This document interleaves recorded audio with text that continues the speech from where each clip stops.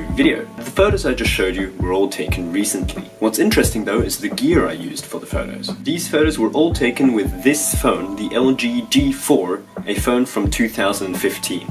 And I don't know what you think, but I'm really happy with those photos. So in this video I'm going to give you 3 phone photography tips how to get good photos with your phone.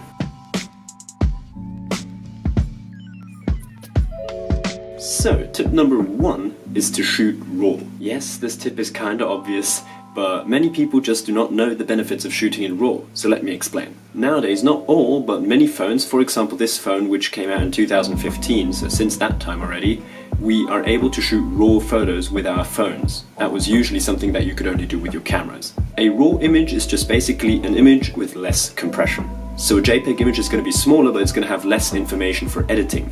This means RAW images contain more information, which will then lead to easier editing later on. So this tip is very important and very beneficial for tip number 3 then later on, but it's not crucial.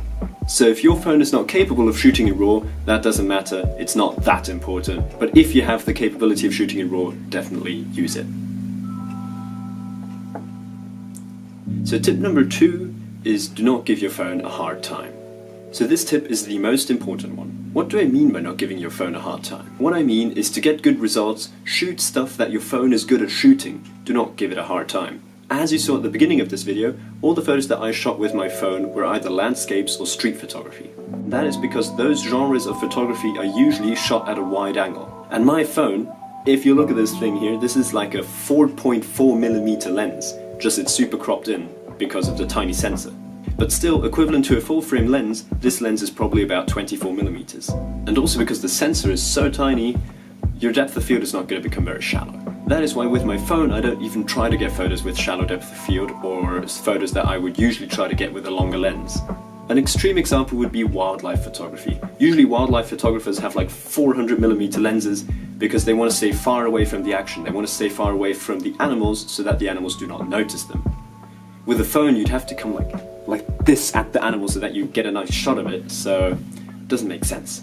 So therefore the best method to get good results with your phone is to actually shoot stuff your phone is thought for or is actually good at. So that is why with my phone I only shoot landscapes or street photography.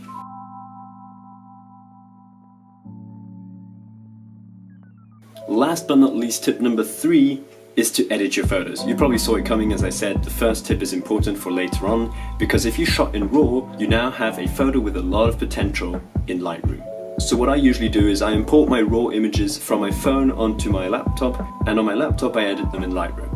And of course if you want to edit your photos on your phone, that is absolutely no problem, just I prefer to edit them on my laptop, because the Lightroom application for PCs is just way more powerful than the Lightroom on phones. So if you use things like the Dehaze slider, you can push it a good bit further on the laptop because the noise doesn't start to kick in as early. So that could actually be tip number 4, edit on your laptop. Anyway, in Lightroom I just do the basic adjustments to get the exposure perfect, then I add some contrast in the tone curve, and then come the small but very important adjustments. I'm talking about the colors of your photo. Except when you're shooting black and white, you really want to get those colors looking good, because that is what will make your photo stand out and not look like a snapshot from your phone. So what I like to do is I go into the HSL sliders and I just desaturate all the colors that are not important for the image. Maybe to -100 or maybe just to -50. And that is just to clean up the image, because sometimes you just have random colors in your image which don't add to the image, so just get rid of those. Especially in these winter landscape photos I desaturated almost everything except there was a subject with a colorful jacket, then those colors would stay in the image. So in this image for example I kept the red and the blues because that was just the overall color of the image, and then the jacket was red. Everything else was desaturated to something in between -50 and -100. And I also like to adjust the settings in split toning. Especially in my winter landscapes, I always had my split toning to some blue tone, usually about 222, and the saturation somewhere between 5 and 15.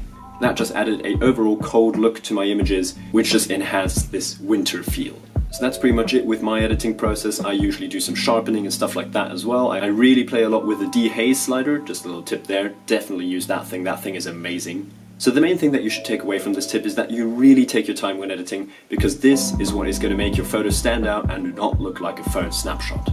But anyway, that's it for this week. If you found some valuable information in this video, leave a like. And if you want to see more content like this, feel free to subscribe, and I'll hopefully see you again next week. Goodbye.